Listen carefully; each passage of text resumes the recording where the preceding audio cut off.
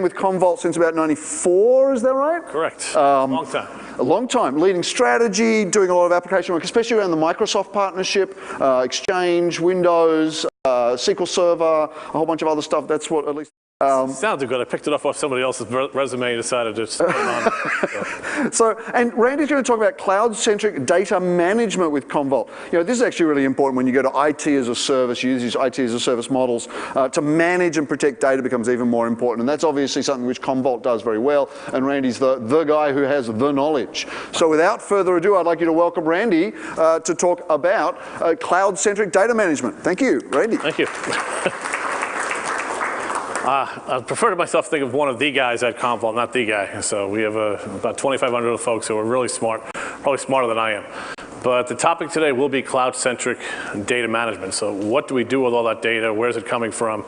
And what the Commvault solution is. And Commvault has a software-only, storage-agnostic, heterogeneous, application-agnostic data management software solution. So one single solution for backup, archive, recovery, e-discovery, search, et cetera. And we'll talk about some of the differentiators and some of the things you guys should be concerned about as you add cloud technologies to your organizations. So a little background on myself was covered, been here, third longest tenured Commvault employee. Most importantly, I do enjoy interactive sessions, so if you have a question somewhere along the way, please ask. That tends to be the way the sessions go much better. So don't be shy, ask along the way. So everything is old is new again. How many folks here still remember terminology called 3270 SNA? All right. Anybody remember Disney Circle of Life thing? Because we have now gone full circle because we're back to where we were with the mainframe. Because the cloud hosting capabilities are basically now doing what the mainframes did 20 and 30 years ago. So in the old days, and even maybe 10, 15 years ago, from failover and SANS, we talk about active-active and active-passive, et cetera, et cetera. And the discussion points have changed for the IT teams now, where the discussion points are multiple region designs, and what do I do with geo-replication, et cetera, et cetera. So the same type of requirement, except now the data is stored in the cloud, or data is being created in the cloud. And the same techniques and the same requirements 30 years ago, 10 years ago, even more important today because there's a lot more data being sent to us. So public clouds, private clouds. Commvault today, I think last week when I left, we had support for 31 different cloud technologies. And AWS and Azure would just be 2 of those 31.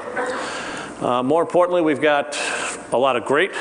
We got the good, the bad, and the ugly that we've seen with cloud deployments. And the first suggestion I have for anybody that's going to be making a decision to use cloud, which we mentioned yesterday at the power panel, is make sure you make a decision on a cloud technology you're going to believe is going to be here 5 years from now. Because it may or may not, and we'll talk about some experiences we've seen over the years. All right. And this means using cloud as a storage target, using it as a compute environment, and also how robust is your cloud hosting partner for full VM capabilities?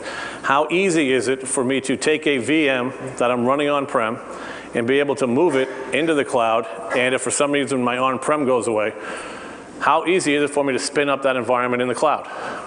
What software do I have to do that?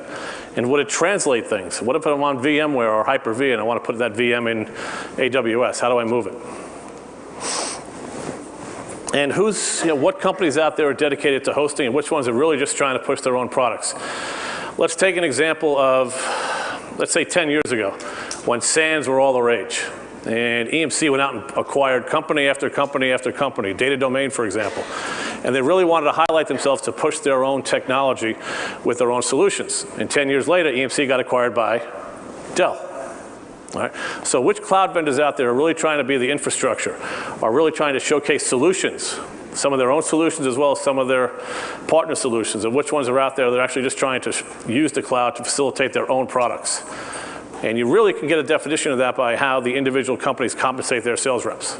And Commvault's got a lot of great experience with various partners out there and have extremely good experiences about who we believe are moving forward as cloud-centric and really focused there, and who's just really trying to use the cloud as an excuse to drive their own technology and their own agendas. But that makes important decisions for anybody on the IT side. This is a picture, actually, of one of the private clouds we support. This is at somebody's hosting device, and that's what in some cases, that's what the cloud looks like. I could tell you it's not Amazon, and I could tell you it's not Microsoft. I'm not going to tell you which one of the other 29 this is. But this is what you're getting into. Yeah, I sent the data somewhere. What does it look like? Have anyone in your organization made a cloud decision and not taken a look at where that data is actually going to go? Because that might be one of the other 29 we support. And that's the definition of a private cloud to some folks. So we've got what I call the data perfect storm coming at us. A lot more devices, a lot more data coming at us. How do I manage it? All right. Example given in 2003, for every 7 humans on the planet, there was 1 internet connected device. Probably a computer. 2010, we finally crossed the 1-to-1 threshold. We've now gone past 3 internet connected devices for every human, and shortly, expectation is that will be over 7. So a lot more devices are creating a lot more data. And it's probably different types of devices that you may think. Example, one of the situations we're working with, 400 internet connected devices in that airplane, all the humans. How many have been on an airplane actually connected to the internet, paying $19.99 for a 2-hour flight? All right, we've all done it. Don't be shy. All right, but something more important going on in that flight when it comes to tuning and real-time analytics. And it happens to be 4 very important devices. And those are the 4 jet engines. Because they're communicating back to the ground, and there's actually some tuning parameters going on as that plane is in the air. That's kind of like the new definition of analytics. What do I do with the data when I have it in the cloud? How am I more efficiently managing it? All right? That's one example. A little bit more of a fun one. We refer to it as more data. All right? And everybody loves the cow. All right, but 5 years ago, we just really cared if the cow and how much milk it gave that day, right? That's all we cared about. But even in the farming industry, this has changed radically. We got more data because now the cow is finding out that the farmer knows where it goes 7/24 based on the GPS tracking device on its neck. More data that has to be analyzed and crunched. Another example, the cow now isn't really happy with the fact that it knows what, the farmer knows what it eats, it knows when it eats, and it knows where it eats. What part of the field is the cow actually enjoying the grass from that day? Which part of the field is the cow enjoying the feed from? Because the farmer is using real-time analytics to strategically place the feed down so it doesn't waste it. Also, how does the cow feel, literally? Is it sick? What's its temperature? All from the GPS and the medical tracking device on the cow. And maybe saddest for the cow is the farmer now knows based on the rhythms of the cow when the cow should actually have a boyfriend if they want to make more baby cows. So all the spontaneity of the cow's life has gone away, all because of this wonderful cloud analytics and all the data that has to be managed. And this is real time. And I do feel sorry for the cow because all the fun of the cow's life has gone away. But it's an example of the amount of data we have to manage. So whether the data's in the cloud, whether it's hybrid, whether it's on-prem, it's all important. And you all have to manage it. It's all under some guidelines. If we work for a company that makes $1 a business, there is some guideline on us from an e-discovery and a compliance perspective about how we manage that data. So the more data there is, the more the need for smart, what I call lights out data management. You want to reduce the number of technologies being used, and I'll have a graphic here in a second that really showcases that. And is that data that you're protecting, is it searchable? Because with all these different and brand new types of data streams being sent to on-prem and cloud locations, like the cow health information, that all has to be searchable. So here's an example. Come back one. All right. Different companies have different philosophies on how to offer data management solutions. The things that are important are backup, protection, archiving, e-discovery, deduplication, encryption. Let's talk about deduplication for a second. How much of a vested interest does that cloud vendor have in global deduplication? My definition of global deduplication is if I have randy.ppt 722 times in Exchange in O365, another 1,500 times in SharePoint, maybe on 1,000 different file shares, Commvault's global dedupe will store that piece of data once in the cloud. Dramatic cost savings, but how much interest is there in that cloud vendor to work with a deduplication product? Because that's going to reduce their footprint. It opens up larger data set opportunities, but something to think about. Reporting, edge management, et cetera, et cetera. So a couple of examples. EMC years ago, as I mentioned, went on a buying binge. And data domain is one of those technologies they acquired because they needed a deduplication checkbox. And what they do for all those requirements, they have 6 or 7 different diskbar products. Most customers, before they go to Commvault, will have 5, 6, or 7 different diskbar products. Commvault philosophy is very different from a different perspective. We use Windows Server, simple Windows Server device, or Azure or AWS as our foundation to enable a single data management software solution with best-of-breed capabilities across all those requirements, as opposed to 5 or 6 or 7 different diskbar products. And when you're hardware agnostic and you're storage agnostic and you don't have a vested interest in the hardware or the cloud you're using, you can make things very efficient. And I'll give some live demonstrations in a little bit to actually showcase this using one of our cloud partners. So a single solution with one virtual repository, which enables you a single index to search for data across your entire enterprise. So I can actually find the data from all these various feeds. All right? Sets up my DevOps to take care of all the data very efficiently, very effectively. I can manage dev test efficiently. I can spin up using the cloud for disaster recovery as a service, all with a single piece of software. And what it enables is protection and recovery, virtualization, right? One key here, how many folks in their organizations have VMware? Just about everybody. How many folks have Hyper-V? A little bit less, but close to the same amount of hands. All right. How do you move that VM from on-prem into the cloud efficiently? All right. Wouldn't it be nice to take that VMware and translate it on the fly to a VM in Azure or a VM in AWS so I can hot spare stand by the cloud for true disaster recovery? That's where we start to get into the realm of disaster recovery as a service. And this would include mobility as well. For data points, an example of the mobility would be the cow. The cow is probably one of the classic mobile examples of data that's managed from a mobile moving device. So my definition of data management. When we say data recovery and protection, it's not just recovering servers, it's not just recovering client laptops, it's actually granular application management. Can I manage individual emails from Domino or Exchange or O365? Can I manage individual items from SharePoint? And how do I do that? And what happens if I have to recall something from a previous version of Exchange?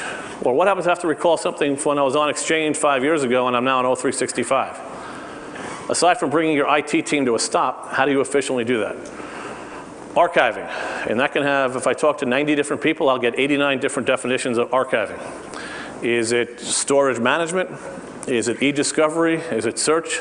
All of those requirements should be part of the general archiving capability. Can I auto-provision those VMs as I move them from on-prem? All right. Edge management for my laptop management. Do I have to protect my data on-prem in my organization and then move it to the cloud? Or why wouldn't it be more efficient to move it directly to the cloud in a lot of cases? And I already mentioned deduplication being a critical point, but encryption, all right? I always find it fascinating when we sit down with IT teams in the business world, and one of the questions we get in the cloud is, how does Commvault enhance encryption? And we're fully FIPS compliant, and we'll encrypt the data before we send it over the wire, as well as deduplicating it. But then I'll ask a question. I said, how many people here, for example, have iPhones? All right, a good number. Anybody ever use iCloud? A few of you. Did you ask Apple what the encryption mechanism was? Nobody ever does. All right, so I find it fascinating. We always ask about encryption from a business perspective, but not very often times from our own personal cell phone devices, our own personal laptop devices.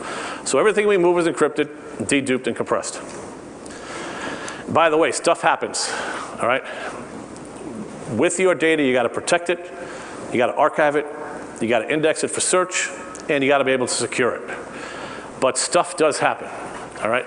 If you went to Bing or you went to Google and just searched cloud failures, here's what you would get. And you can do this now, real time as we're doing, or wait 5 or 10 minutes till the session's over. All right? We lived through one of these with a company called Nirvanix a couple years ago.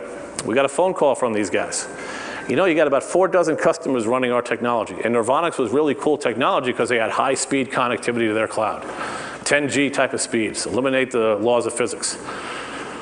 They called us up, they said, with your 4 dozen customers, you got a little over 1 petabyte stored by your customers here. We just want to give you a heads up that in about 14 days, we're turning off the lights, shutting off the power, and we're going out of business. And I think the final thing they said was good luck with that. So we had to find a way to scramble to move these customers' data into one. Now, Microsoft gave us a way station. We actually moved it all into Azure to keep these guys cloud-centric. But a big decision point for you to think about is when you're using and selecting your cloud target, are they going to be here 4 or 5 years from now? We've had a couple of these scenarios where the cloud company just said, bye-bye. That was it. Can't do something that's not there anymore. All right, sometimes the network itself times out. All right? A lot of companies use Salesforce, and here's what happens a couple times when you cannot gain access to the data. So how do I index and how do I protect that data so I can use it? Should I not be able to connect to it from the internet? Or should the service become unavailable? So things to think about as we enter the, start to enter the home stretch of really optimizing our cloud capabilities. As I mentioned, there are laws of physics. Questions to ask yourselves: how fast is my link between my location and the cloud? Because if I have that 725 terabyte SQL database that I'd love to store off-site somewhere, and all I have is about a 10 megabit pipe, we're going to have a long discussion about how long that's going to take, even with encryption, even with deduplication. So things to think about as we're preparing to move into the cloud. General rules: try to move the data only once. All right? Maybe disk to cloud is more optimal. Maybe disk to cloud is optimal. Take a look at it. Try to move it only once. Make sure when you put it up there, you really want to be efficient. Nothing comes out. There are some cloud hosters that will charge you for moving the data back more expensively than just moving it in. Take a look at that. Is the data going to be there long term? Is it going to be accessed frequently? When you have VMs that you're spinning up, maybe for hot spare standbys, don't keep them up and running. Move the VM up, shut it down, and go back to it when you need it. Don't spend those extra cycles. Do you have a management system that can enable that? And sometimes the fastest way is the best, but always worth examining with folks and experts who have it. So the standard way we look at moving data management: here's my on-prem situation. We do want oftentimes a backup copy, a protected copy on-prem. We will move that, even maybe a replicated copy, into the cloud for that disaster recovery as a service. I can have my VMs on standby, ready to be used at a moment's notice. Keep my applications. I can even spin up Exchange up there right now. I can spin up SharePoint. A couple of examples we got with Microsoft on where we've gotten a lot of our expertise. So for the past 9 years, we've supported Azure, even before it was called Azure, and also AWS. And for the past 7 years, we've used cloud in production ourselves from a tiered storage perspective, and more often than not, if you go to Commvault.com, it's actually running out of Azure. But we'll flip that around for some of the things we've learned with Microsoft. For the past 17 years, anybody here ever used Outlook or Office at home? Pretty much everybody, right? Well, in some ways you've been connected to Commvault for all this time. Because for the past 17 years, the Office Products Group data has been protected by Commvault to the tune of about 9 to 10 petabytes. All the daily builds, et cetera, and a lot of that data has moved into the cloud. So as we hit large environments, this is the kind of experience Commvault brings to the table. Now, we've kind of covered Exchange, we've covered SharePoint where they make it, we've covered Office, Outlook, obviously a lot of virtualization. What unique database haven't we covered yet? SQL. All right. How many here have kids older than the age of 5? All right. A lot. Well, I'll give you one thing, maybe one of the more interesting things you could take home and have a dinner discussion with them. All right. I'm very lucky and very fortunate that I have 2 NCAA gymnasts. And the first 2 days of school as freshmen, what they tell them is they go through very intense social media training. Do not get caught with a red cup in your hand and a picture on Facebook. Do not say anything bad about another college because that could cost you your scholarship. Do not say anything bad about another gymnast because that could cost you a scholarship. A lot of social media awareness is going on. I also tell them, considering what daddy does, that's a big problem. If one of my kids get caught doing that, that's going to be a little embarrassing for me from a corporate perspective. But I also drive home a point, and this is one you can take home to your kids as well, that I tell them, by the way, for the past 15 years, your 3 Xbox Live accounts and the other 200 million Xbox Live accounts have been protected by Commvault. And if you do, and I will find out what you put in there if you say anything bad about one of your kids or one of your competitors. So bring this home for any of your kids who play Xbox, because that data is also protected by Commvault, but it goes to the type of analysis that these companies want to do with the data once they have it. Right? and even the Azure data centers themselves using Commvault. So for the past 5 years, Gartner has rated us the best backup recovery data management solution in the industry. And I think there are new highlights coming up. There are new spin out and examinations coming out very shortly. And obviously a lot of Microsoft partner recognition. So what I'd like to do, and because there's no computer up here, we're going to walk over to the side, and we're going to do a couple of live demonstrations that I'll talk you through on actually using my real mailbox and some SharePoint, and we'll see some of these real-time, real-world scenarios actually using a real cloud hosting device. So let's start off with, how many folks have Office 365 or Exchange and use Outlook? All right, pretty much everybody. You ever try to get an email back from a while ago? So let's take a little example as I make these really good, really smart technical guys move around. So here's my mailbox. And as I mentioned, I've been at Commvault for a really long time. So what we're going to do is, we're going to go into my mailbox and go to the end of it.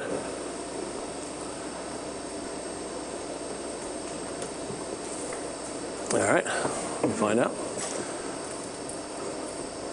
And here's my live mailbox. So I'm going to take this one message from a lady named Cami that I originally received in May of 2004, which means I got it on Exchange 2003, and I'm going to tombstone it or permanently delete it from the environment. How often have we wanted to get a single mailbox back? How often have IT teams been asked, how do I get a message back? But in this case, it's from over a decade ago, and it happens to be living in the cloud. So let's take a look at what I would consider the Commvault old-fashioned way of doing things before we get into the more modern way. So here's the Commvault interface for the administrators. Browser-based, I can run it from home, I can run it from a hotel room, and I want to manage every application, every server, every client from a single location. So as long as I have internet connectivity and password authentication, I can do this. I want to browse. When do I want to see the data? From a week ago, a month ago, a year ago? I'm just going to take a look at all of it. So all the mailboxes on the server become available to me to manage. And I'll go into my mailbox, and I also notice the Outlook extended e-discoverable information like contacts, calendar items, conversations are also available to me to manage. But I'll go into my inbox, and I said I've been at Commvault forever. I got about 70 gig mailbox. I'm just going to do a reverse chronological sort. There's a message from May of 2004 from Cami. I'll make a restore request. I can put it to the same mailbox or a different one if it's an HR legal hold situation. So what I've done, I've asked Commvault to go into Randy's mailbox, find a message that was backed up over a decade ago. In this case, the message happens to be living in Azure. Find it and restore it to my current mailbox, which is either Exchange 13 or it's O365. We really don't care. All right, and this could be a nice archiving play too to put data in lower cost, long-term storage capabilities. Go out and find that message, release independence between different releases of Exchange, and put it right back into my mailbox with all security and metadata associated with it. And there's the restore exactly as it was. That's our definition of granular management. And we're efficiently using the cloud. So now I do consider that the old-fashioned way of doing things, because Commvault customers would get this, and first 6 to 12 months we'd go back in for checkups and we'd be heroes. And after about 12 months, the IT guys would often come back and say, you guys are making me a little too popular. The rest of the organization is finding out how easy this is, and now they're asking me to do this a little bit more often than we had encountered. Do you have a way that they can manage their own data that we can give out permissions to? So we kind of, before the term self-service IT came about, we came up with something called, we probably called it wrong, called Content Store. What it really is a virtual repository. All right? And what it does, it gives me access to all of the email that I have online, everything that's been deleted, and everything that has been archived. So here's my, I'm in the current mailbox, and again, this could be O365. Here's a message from Jason called Skill Card. I'll go into my Content Store, and I'll go up to the top, and I see that same message, Skill Card. Now this means I don't have to be connected to O365, which sometimes there are connection issues to it. I don't have to be connected on-prem. I still have access to all of my data. I can reply to the message, I can forward it. I can't delete it, I can't edit it because it's an e-discoverable protected copy. But what I can do is I can do a self-service IT by dragging it into my current mailbox. So we go back to skill card, and now I have 2 copies of that message. So we're enabling the users to manage their own data much more efficiently than we used to in the old days when it had to go through the IT team. And this is kind of where the term self-service IT was born. So we covered Exchange. Let's go into SharePoint, another very, very common environment. And I'll take this one item, Azure v4, and I'll delete it. I'll go to the recycle bin. I'll go to the recycle bin and get it out of there, and because I live in Staten Island, nobody trusts me, so I'm going to delete it from there as well. So we see Microsoft Azure v4 is gone. So let's take a look at getting that piece of data back. We managed Exchange pretty easily. Let's go down and manage SharePoint. I want to browse and recover. I don't have to learn something new because I'm running a different application. Same exact interface. I got a couple of sites loaded here. Scroll down. There's the Microsoft Docs area. And let's take a look at the names. And there's Azure v4. By the way, this Azure v4 doc will become an important part of our future demo here shortly. There's Azure v4. Do I want to go to the same SharePoint environment or a different one? Put it right back where it came from. We'll actually watch the job complete. And again, we're asking Commvault to go out and find a single tiny little piece of SharePoint. We happen to store it from a cost-efficient perspective in the cloud, find it, and restore it back on-prem. Now, I could restore it to a SharePoint environment in the cloud. We are storage agnostic. We're cloud agnostic. I can really manage this wherever we wanted to and store it wherever we wanted to. So again, we're going back up to the cloud, back up to the internet, and we'll see that 5% number probably jump over in about another 6 or 7 seconds and bring that single piece of SharePoint back to my environment. That restore is complete. We'll come back to SharePoint. Now I do have to refresh the screen, so look up top where it says refresh, and there's Azure v4 back exactly as it was. That's our definition of data management. All right, one of the more, I'd say honestly, more challenging environments to manage is Active Directory. You can do 2 things. You can use Commvault, or my compliments to anybody in the IT organization that has actually learned what I kind of consider the Greek language of computer called LDAP. So I'm going to give myself a promotion and call myself the Commvault Zamboni driver. So we've changed an attribute within Active Directory. Go back to our Commvault interface, and now I want to manage AD. And again, I have a full copy, protected copy of this data, indexed and available to me. It happens to be living in Azure. I'll scroll down. Every object, every attribute on this server becomes available to me to manage. Go into my object, and I'll just recover the single attribute. So what I've done in a pretty quick period of time is I'm managing a lot of my enterprise. I'm managing Exchange, SharePoint, which is also a big honking SQL device, which I'm managing SQL at a granular level here as well, and Active Directory. All right, I can do the same thing with file systems. That's a little bit boring because you just take a file back and put it in. But we're showing a single software solution to really efficiently manage my entire enterprise. And I'll take about another, our AD, we got better connections to the cloud. It's complete. We'll come back with a refresh here. Scroll down, and the attribute's been reset exactly as it was. Where this really starts to come into play is in a search perspective. So let's go into search. Now I can search for my own data only as an individual end user, or in this case I'm going to search for the entire enterprise. I'll log in. And remember the Azure v4 document we kind of played with before? Well, now I'm going to do a global enterprise-wide search here at Commvault for the word Azure. Hit return, 1001, 1002, 1003, my search results. So here's my e-discovery compliance solution with a lot of back end for legal hold, et cetera, et cetera. There's the Azure v4 document that I played with in SharePoint before. I get an HTML rendered preview. I get substring match of the content, making it very easy for either my individual users or the IT team or the entire enterprise to search for all of my data based on content. I don't necessarily have to know what application it originated with. In addition, here's an example of an XLS, but it happens to be an email.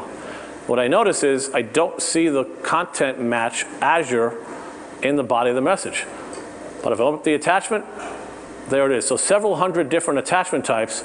We have the search string match capability for my enterprise, whether that data is created on-prem, in the cloud, et cetera, et cetera. And the coup de grace here is everything I've shown thus far is on-prem, push, pull to the cloud. I'm actually now going to connect to the Azure virtual network.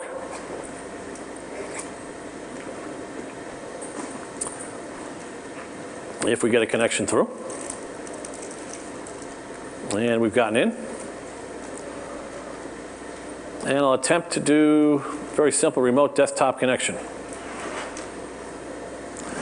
Log in.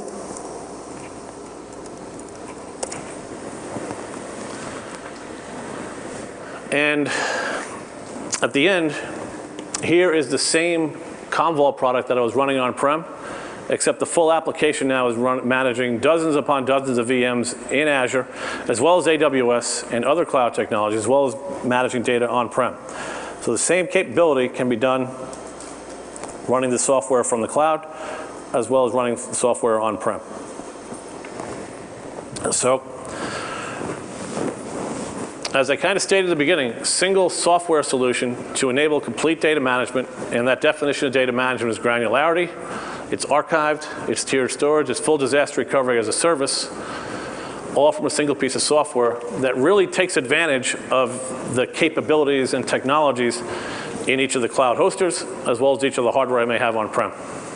So with that, I think we've hit the time perfectly, and just open it up to Q&A or just coming up and follow up with questions. So I thank everybody for hanging around, staying for the session. Appreciate it. Thank you.